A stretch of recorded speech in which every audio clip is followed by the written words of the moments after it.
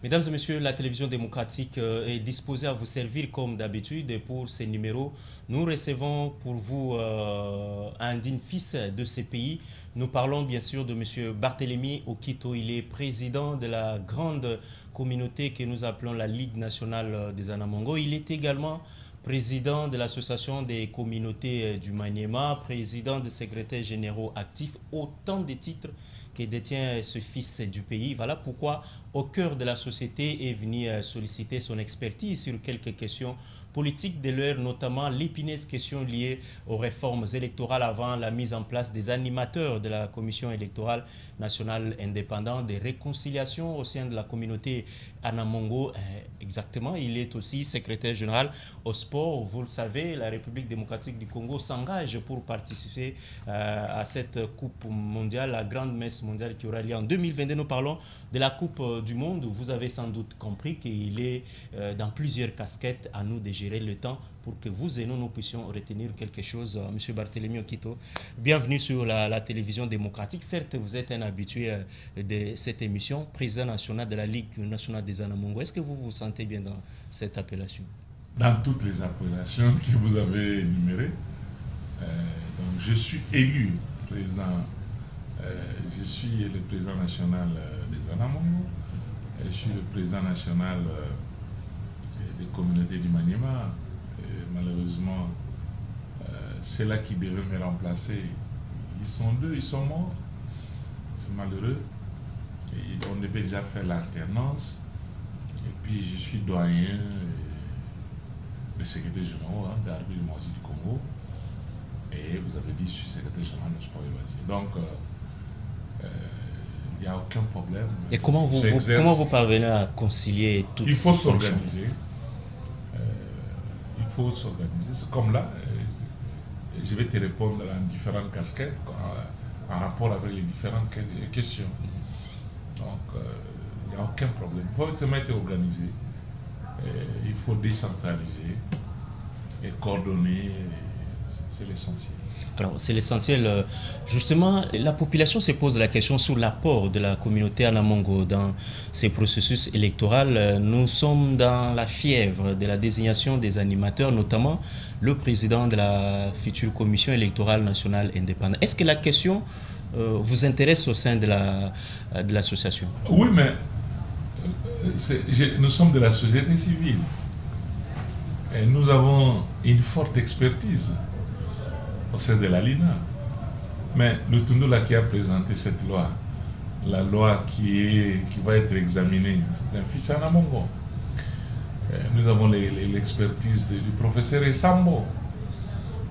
Nous avons l'expertise de l'avocat Stéphane Condé, qui sont des experts.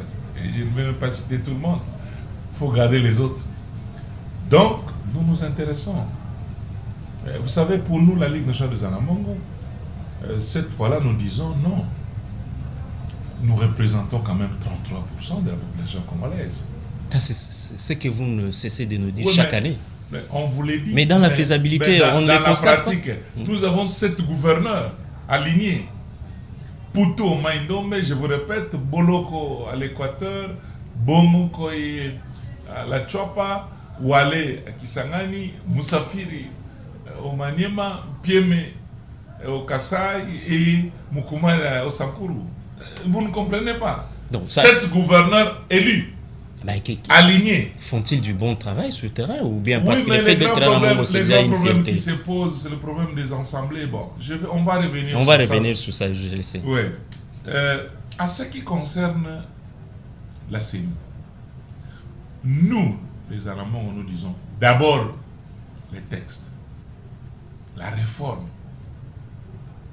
Il faudra que le Parlement, l'Assemblée et le Sénat puissent voter, modifier, amender tout ce qui a comme texte lié aux élections. Aujourd'hui, tout le monde vous parle, nous soutenons, par exemple à la présidentielle, il faut 2 tours, premier et deuxième tour. Nous soutenons que le gouverneur puisse être élu par l'ensemble de la population de la province. Au suffrage universel direct. Au suffrage universel. En même temps, les sénateurs, hein, pour combattre tout ce que vous disiez, on dit là, la corruption, etc. Bon, personne n'a jamais démontré ça, mais néanmoins, ça contourne tout ça. Et puis, nous tenons surtout à ce qu'on puisse fixer la composition du bureau, parce qu'aujourd'hui, nous avons 26 provinces. Hein? À la CENI, il faut qu'il y ait représentation, la représentativité. Après l'adoption des textes, nous allons maintenant voir les animateurs. Les textes sont clairs. C'est la société civile qui présente le président de la CENI. Monsieur Barthélémy Okito. Et quelle société civile en RDC? Aucun texte ne détermine quelle société civile. C'est nous de la société civile plurielle.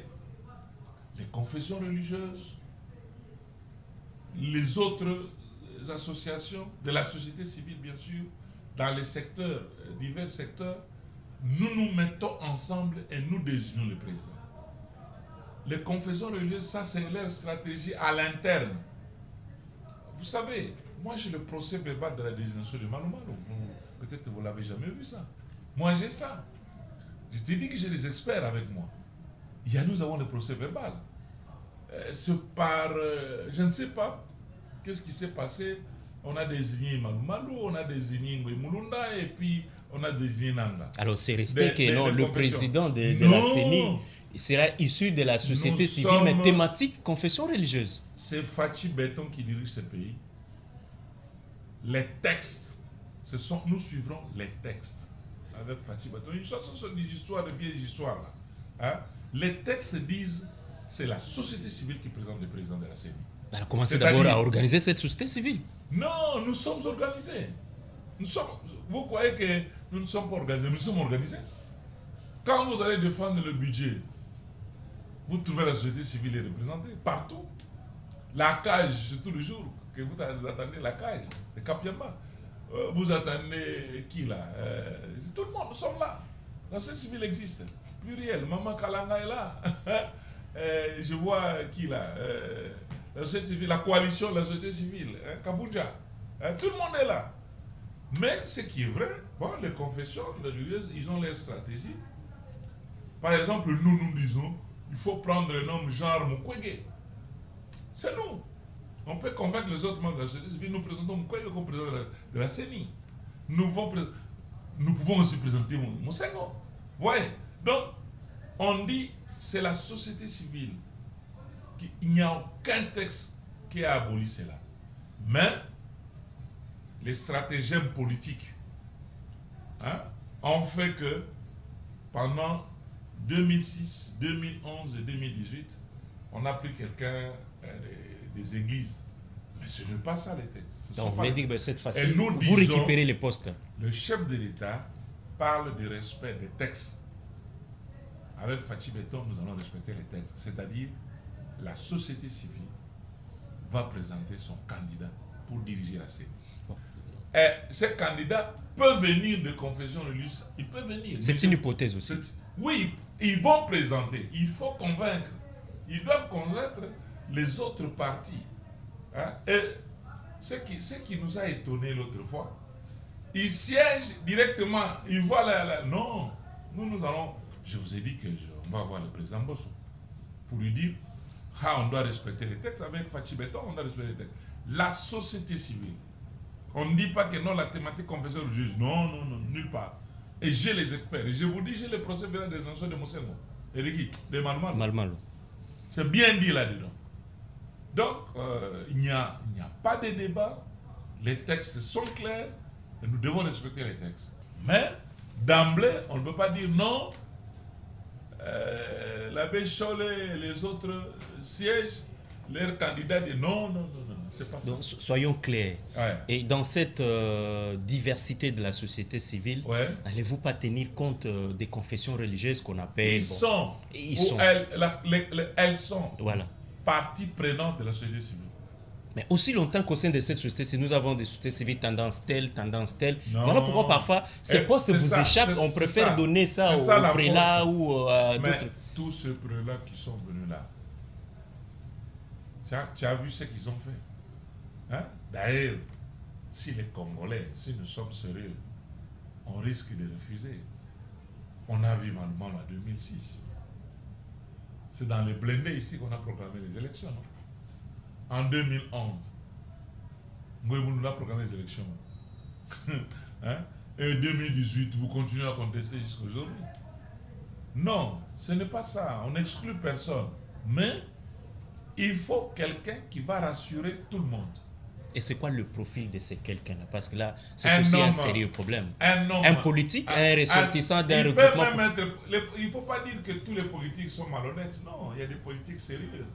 Hein? Il y a des politiques sérieux. Ça existe aussi. Oui, ça existe. Mais elles ne sont pas... Ce n'est pas eux. On dit la société civile. C'est-à-dire quelqu'un qui n'est pas politique. C'est la société civile qui prend la présidence. Alors, je vous ai donné déjà le profil. Mukwege, c'est lui qui a le profil comme Mukwege. C'est lui qui a le profil comme Mosengo. Tu vois, c'est un peu ce profil-là. Un homme compétent, correct, moralité irréprochable et mondialement accepté.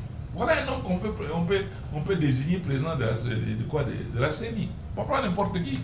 Hein? Comme l'autre fois, tu as vu, nous tous n'avons contesté. Bref, mais les confessions religieuses, ils peuvent chercher. Ils vont amener leurs candidats. Bon, on va voir. En 2020, on a assisté à l'épopée de Ronsard Malonda. Eh bien, je vous apprends que la Comico venait de choisir aussi son candidat à la présidence. Tout ça, c'est déjà une pression qu'on fait sur la société civile. Chaque confession choisit son candidat. Pourquoi ne pas donner la chance donner cette chance à l'islam, par exemple? Oui, c'est la plateforme confession religieuse. On peut prendre même équipe Bangui. Ça, c'est eux. Hein? Ils se regroupent dans cette partie-là. C'est une partie de la société civile. Les autres aussi, si nous avons des candidats, on va balancer les candidats. Hein? On ne peut pas m'interdire de balancer, par exemple, Sambo comme candidat. Il est de la société civile. Doyen de l'Afrique des droits, je peux. Mais c'est pas ça. Je peux. Nous pouvons dire à Lina soutient Mukwege. On dit à Mukwege de venir. On le met comme candidat. Donc, vous comprenez. Je crois que vous saisissez ce que j'ai dit. Nous devons respecter les textes. Avec Fachi Béton, nous respectons les textes. C'est la société civile qui désigne le président de la commission électorale de la République de Monténégro. Laisse-moi revenir sur cette question avant qu'on puisse passer aux responsabilités de la LINA. Mais cette société civile, l'avez-vous déjà organisée? Non, elle est plurielle. La société civile est plurielle. C'est dans les secteurs. Il y a plusieurs secteurs. Nous sommes répartis par secteur. Il y a les gens des droits de l'homme. Il y a, tu as vu le travail de la cage, tu vois, le travail des KTND, tu vois. Donc, chaque groupe a sa spécificité. C'est l'ensemble qui fait cette société civile. Les confessions religieuses aussi font partie de la société civile.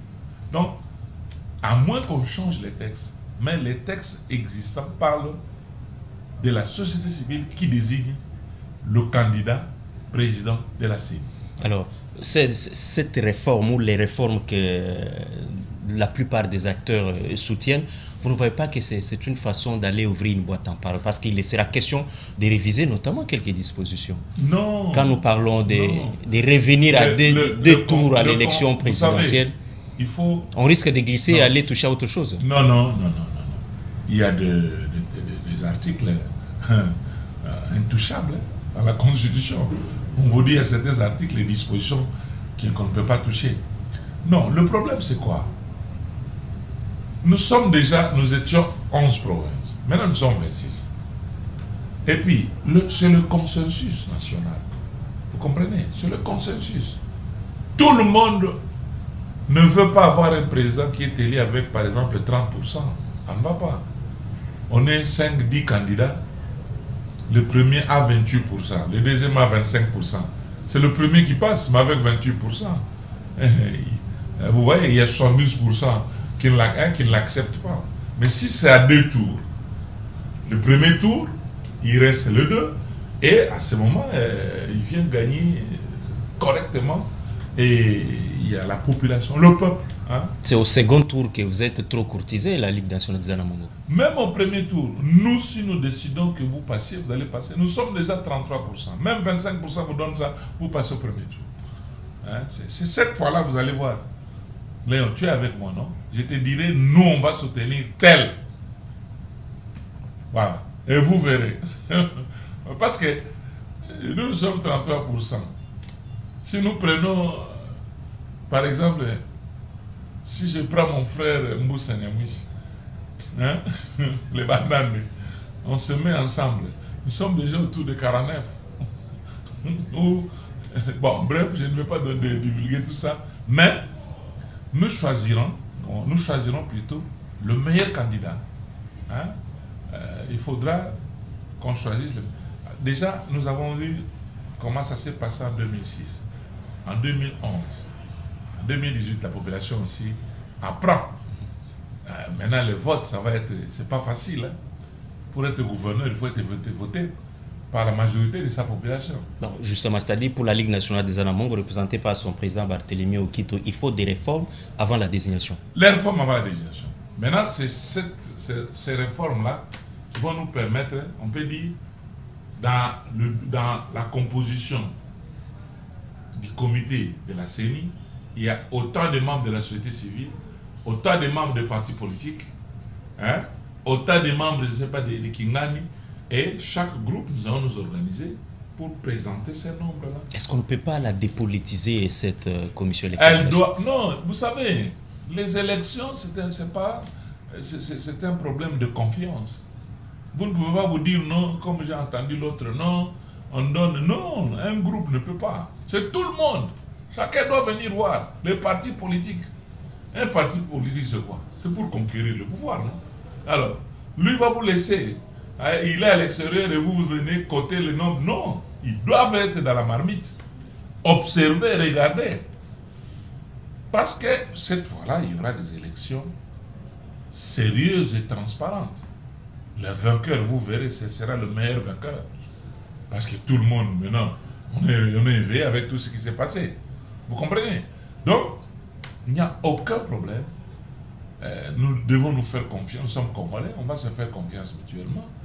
Et après la réforme, nous irons aux hommes, aux animateurs, et nous ferons tout pour qu'en 2023, qu'il y ait des élections. Alors, un peu brièvement, vous qui gérez les communautés locales au niveau de la base, est-ce que c'est les souhaits de toutes ces communautés pour que les gouverneurs et les sénateurs soient directement élus au niveau...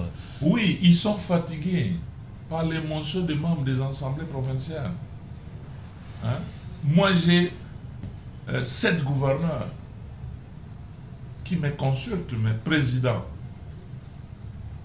On n'est pas gouverneur pour le membre des assemblées provinciales. On est gouverneur pour la population. Or, tous les gouverneurs de mon espace me parlent et disent, mes présidents, ils veulent que l'argent arrive, on se distribue cet argent. Mais maintenant, nous sommes là pourquoi? C'est pour la population. C'est ça la vérité. Tout ce que vous voyez là-bas. Hein? Moi, j'ai commencé par voir Poutou suspendu, motion. Hein? Heureusement que le chef de l'État, nous remercions Fatih Béton. C'est grâce à lui. Il a vu clair, il a dit non. Pas question, c'est vous-même qui l'avez élu. Ça a commencé avec Poutou, motion. Oualé, motion. Moussafir, il a 2 motions. Successives. Réhabilité à la Cour constitutionnelle, il a 2 motions. Même son vice-gouverneur a une motion. Bien, mais au moment où je parle, il y a une motion. Moukoumane, vous avez vu, on lui a refusé même des trônes. C'est ici que je remercie très sincèrement le patriarche Kitengiezo. Bien sûr, c'est sous les instructions de Fachi Béton. Il vient de réconcilier l'Assemblée provinciale et le gouvernement provincial, le gouverneur du Sankourou. Ils doivent aller maintenant travailler. Hein? Quelqu'un qui n'a même pas encore été intronisé. Il était déjà en motion. Ça ne va pas ça. On ne voulait pas introniser son comité. C'est grave. Hein? Alors, c'était des manipulations.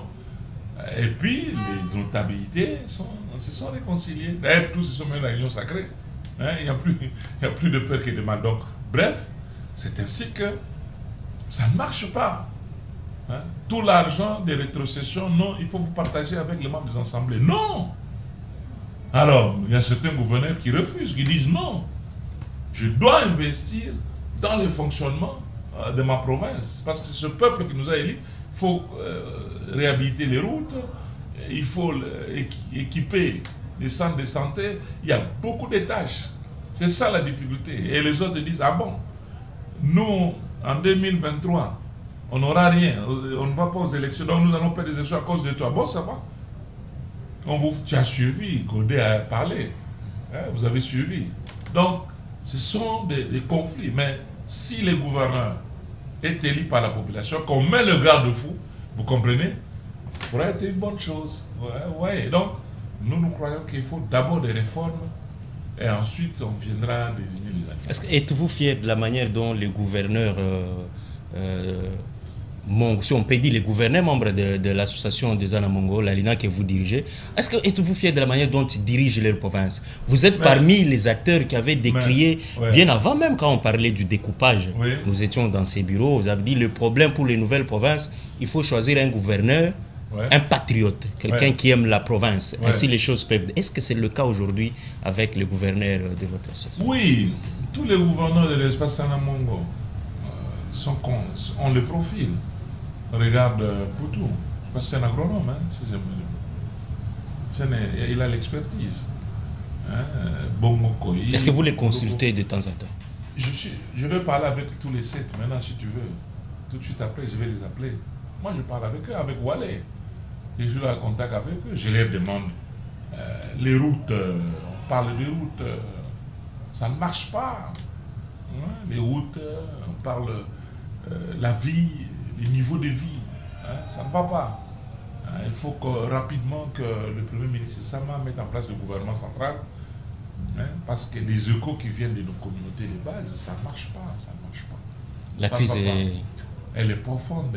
Il faut ouvrir les routes, et puis avec la gratuité de l'enseignement, il faut payer les enseignants, le fonctionnement des écoles, construire les nouvelles écoles, encadrer la jeunesse, etc. Donc, vous voyez, ça nous préoccupe. Et vous avez parlé... Et l'électrification. Nous avons les grands barrages de ce pays. Il y a de l'eau partout, on peut produire l'électricité partout au Congo. Il faut donner l'électricité. L'eau. Il faut que les gouverneurs soient des managers pour faire tout ça. Des véritables... Mais comment voulez-vous qu'ils puissent être managers?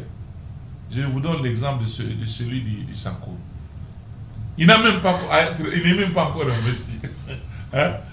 Pour tout, si tout arrivé, bon, comme il a refusé, comme je vous ai dit là-bas, allez, une motion. Heureusement, la population a compris. Pour ça, maintenant, c'est mis debout. Pas question. Travail. C'est pour cela qu'il travaille. D'ailleurs, nous remercions le chef de l'État, qu'il a pratiquement réhabilité tout le monde. Hein? Tu as suivi celui de Moujimai. Ça chauffe. Ça chauffe en Moujimai. Alors, comment il va travailler? Hein?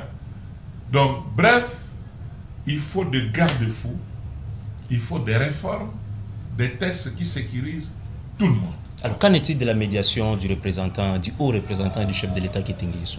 Oui, nous avons beaucoup aimé ça.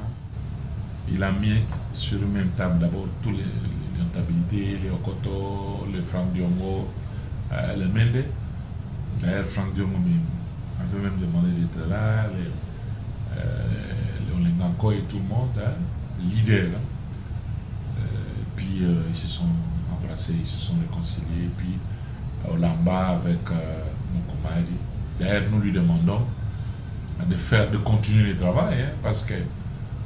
Vous voulez que ça soit fait dans toutes les provinces? Oui, ça brille au Kasaï, ça brille au Maniema. Au Maniema, déjà, il y a une deuxième motion. Ça brille. Et puis, ces derniers temps, Oualé est calme, hein, je crois que... Ça s'est mijoté un peu. Il est calme, mais il y a Bongo Koyebolo qui sont vraiment, qui n'ont pas... Je parle avec, ils ne parlent pas d'émotion, je crois que ça marche là-bas. Mais sauf que, à l'Équateur, il y a un problème de la gouvernance parce que il y a l'inspecteur de la police et le gouverneur ne s'attendent pas. Il faut que les hauts représentants puissent intervenir parce que finalement, il est sage. On l'écoute. Hein. Moi, presque, je le remercie. Alors, M. Barthélemy Okito. Et puis, je vais dire quelque chose. C'est sûr. Ouais, je vais dire quelque chose ici. Je remercie sincèrement aussi la fondation Denis Diankérou. Vous savez que, tu te rappelles, il y avait 2 filles siamoises. Je vous informe qu'elles sont séparées en Belgique. J'ai vu même les photos. Et vraiment, elles sont de très bonne santé. Vraiment, notre gratitude à la maman Denise. Elle a réagi, un SOS, elle a réagi, elle a envoyé l'avion, et elle a amené les enfants à l'extérieur. Voilà, ils sont séparés. C'est la joie de tous les Sankourou. Ajouter à la réconciliation, je crois que c'est une très bonne chose pour les Anamongo. Et puis, tous ces gouverneurs qui étaient sous l'emprise des motions des députés provinciaux. Les députés provinciaux, actuellement, on calme. Et je crois que c'est une très bonne chose. Il faut donner le temps aux gouverneurs de travailler. Donc, moi, personnellement, les Anamangos, nous sommes très, très contents. C'est bon.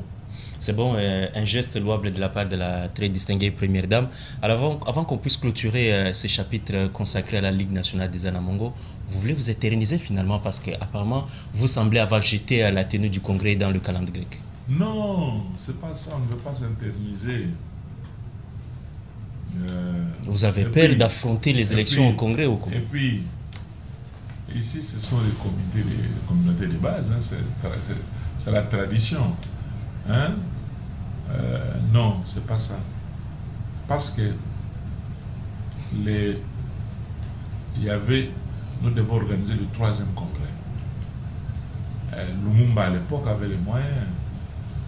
Il a récolté les moyens, il a organisé les congrès de Lodja et de Bwende. Et nous allons organiser ce congrès parce que c'est ce congrès qui va finalement élire le comité de la LINA. C'est ce congrès qui va donner les grandes lignes, même pour les élections. Donc c'est un problème c'est un problème de moyens. Nous allons lancer la campagne. Nous avons demandé à l'acteur chef de l'État de nous assister. Nous allons aussi demander à Denis Sassou Nguesso, qui est Mboshi, de nous aider aussi. Je crois qu'on va y arriver. On a déjà fixé, ça va être à Kisangani. Mais nous attendons de fixer la date. Il y aura plus ou moins 300-400 personnes. C'est quand même la LINA.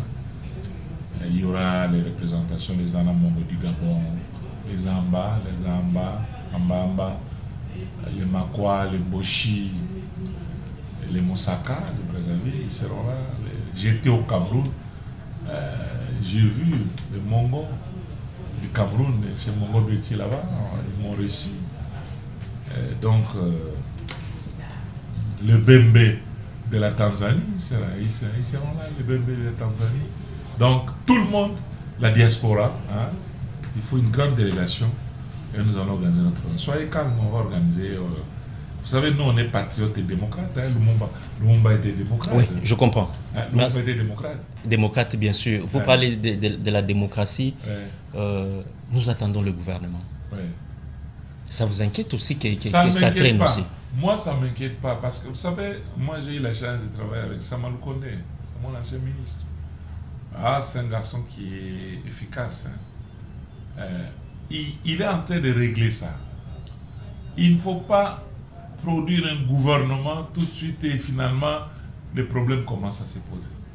Ah, il faut qu'il y ait un consensus. Hein. Ah, il faut un consensus. Quel que soit le temps que cela pourra prendre. Oui, vous savez, mais il y a un gouvernement qui expédie les affaires courantes. Hein. Il ne travaille pas. Il travaille. On nous paye, les fonctionnaires. Nous sommes payés à la fin de chaque mois.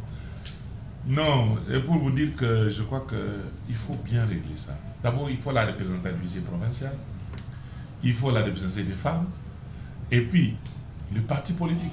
Vous savez que c'est la même situation comme les députés provinciaux. Si vous n'avez pas la majorité au Parlement, ah, monsieur, vous n'allez pas faire 2 jours hein, comme Premier ministre. Vous comprenez? Il faut régler tout ça. Et il faut gérer les ambitions des uns et des autres. Des autres. Et puis quand vous arrivez, il va présenter le programme. Il doit présenter son programme devant... Il faut qu'on l'investisse par le Parlement. Imagine ce jour-là, hein, il cherche 251 voix, il n'en a pas. Vous voyez? Il faut encore refaire. Bref, nous croyons sincèrement qu'il faut patienter. Ça va venir. Ça va venir. Alors, vous êtes président de l'association des communautés du Maniema. Et là aussi, vous semblez avoir oublié qu'il faut une rotation à la tête de cette communauté. Non, mais moi je suis prêt. Malheureusement, le premier vice-président, c'est lui, c'est les Mourega, parce que nous avons 7 territoires. C'est les territoires de Kibombo qui présidaient l'association, suivi les territoires de Pangui, après Pangui Kailo, et puis Kailo Kassongo. Alors, malheureusement, Pangui est mort, il faut qu'on désigne quelqu'un pour venir prendre. Moi, je suis prêt, moi, je suis démocrate. Et puis, Kailo, il est aux États-Unis, ça fait maintenant 3 ans. Alors, je suis resté avec le secrétaire général, qui est le DG de l'ISTA, et puis le 4e vice-président, qui est sénateur, hein, Assoumane. Et qui doit désigner, qui doit amorcer la demande pour qu'il y ait désignation de ces membres qui nous ont... C'est la communauté Rega. C'est la communauté qui doit impulser, nous désigner, voilà, nous, Loussou, parce qu'il s'appelle comme ça, les Loussou. Nous désignons tel comme membre du bureau de la Coma. Alors l'impulsion ne vient pas du président que vous êtes? C'est moi, mais j'ai déjà écrit à Loussou. Je l'ai réécrit, ça fait 2 ans. D'abord, il y a même 3 ans, je voulais partir. Et ils ont dit non, président, vous restez. On vous accorde 2 ans. Essayez un peu d'arranger, hein, voyez. Nous avions des problèmes de développement chez nous. Alors, maintenant, au moment où on allait faire la mise de reprise, le premier vice-président est mort. Donc, maintenant, au moment où je vous parle, j'ai demandé au secrétaire général, le DG de l'ISTA, qui me suit d'ailleurs, de préparer déjà pour que le Loussou désigne le président de la COP. Parce que moi, ça devient... c'est trop. J'ai fait un mandat de...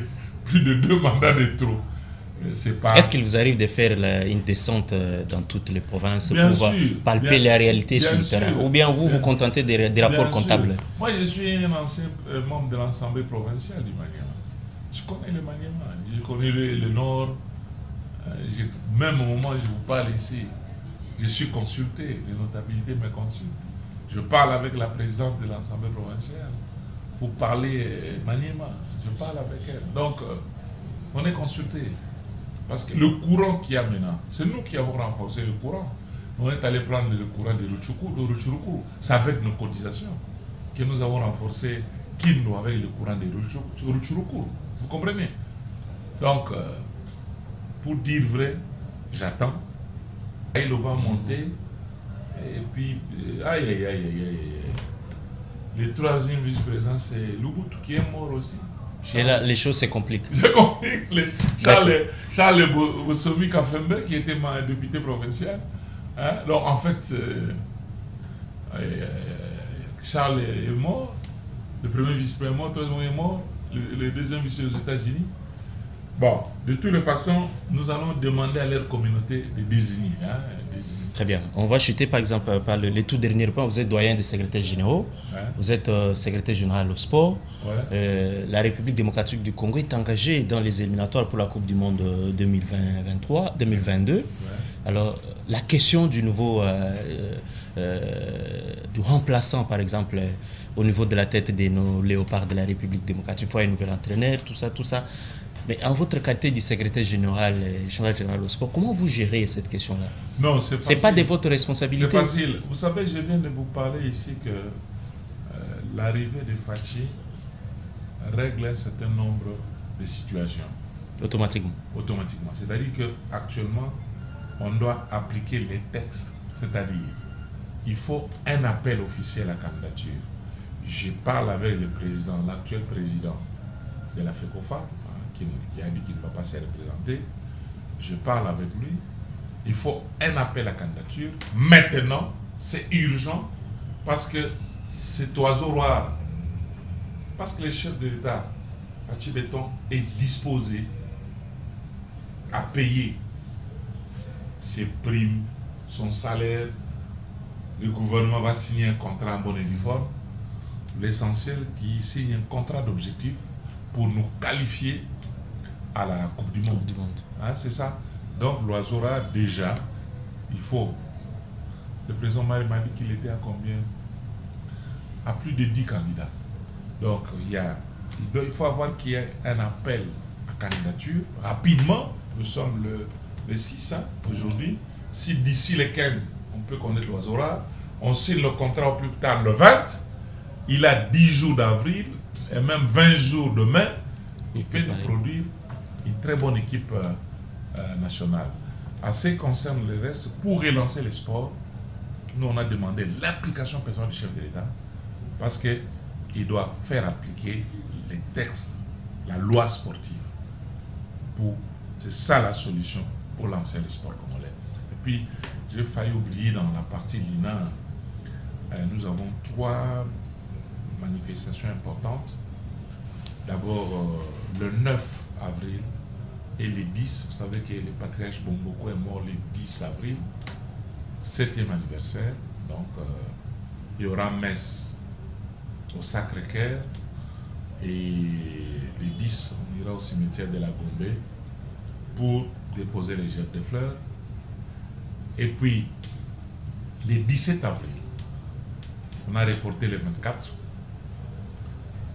Le 24 avril, la Fondation Lumumba va récolter les fonds, la contribution pour la réussite de la cérémonie du 30 juin. Tel qu'annoncé par le président de la République. La République, hein, il y a un budget, mais il faut quand même que les patriotes contribuent. Donc, absolument, tout le monde, vous serez invité le 24 à Fleuve Hotel. Hein, et puis enfin, le 17 mars, oui, nous allons clôturer, les femmes de la LINA vont clôturer la journée de femmes le mois de mars, hein, le 17. Donc, on voit un peu, c'est le petit programme que nous avons. Donc, un mois pleinement, un peu trop surchargé pour vous. Mais on va bientôt se séparer, mais on semble oublier quelque chose, ce sont les Jeux de la francophonie.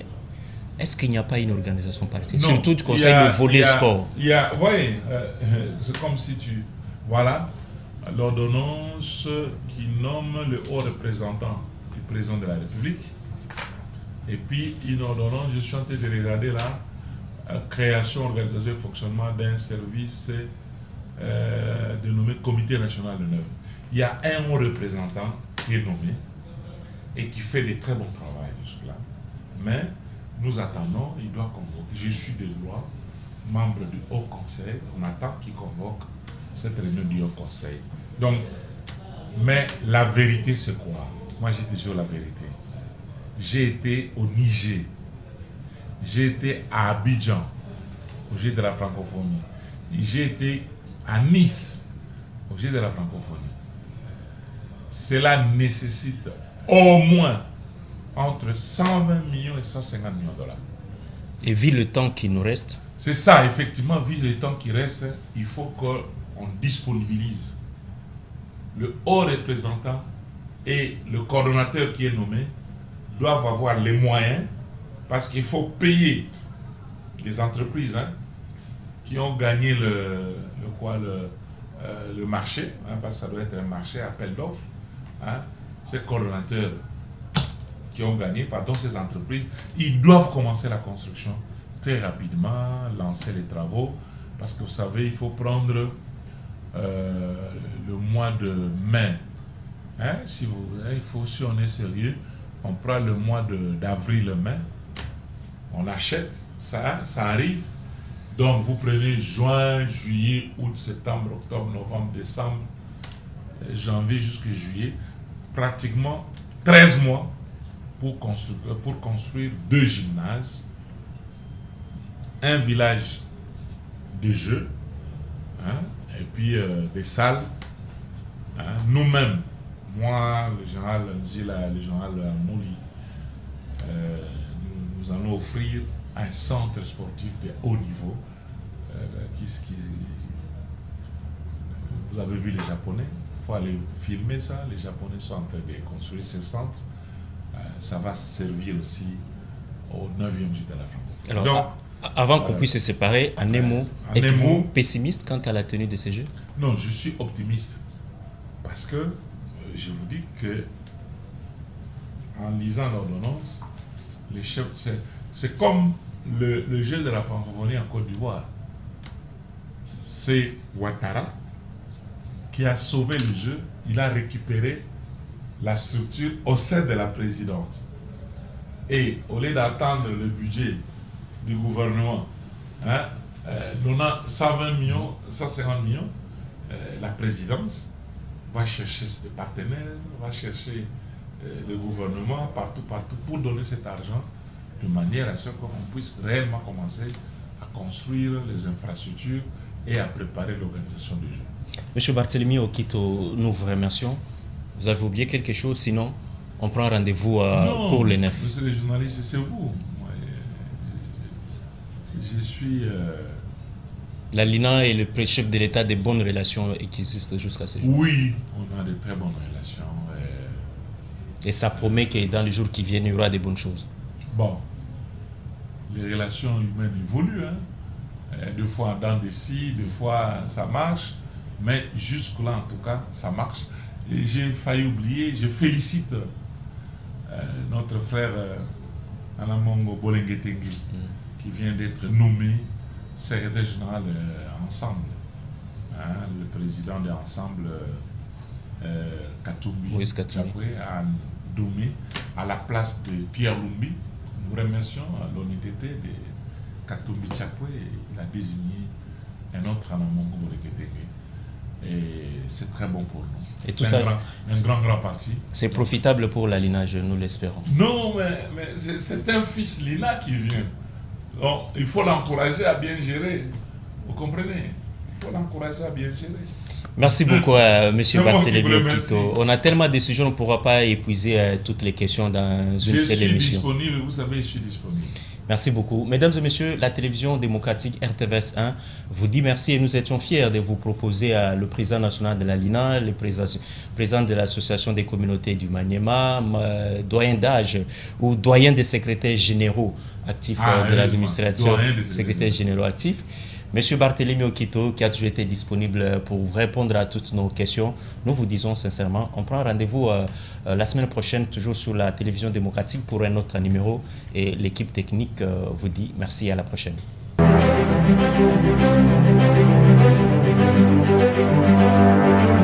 Audio Jungle.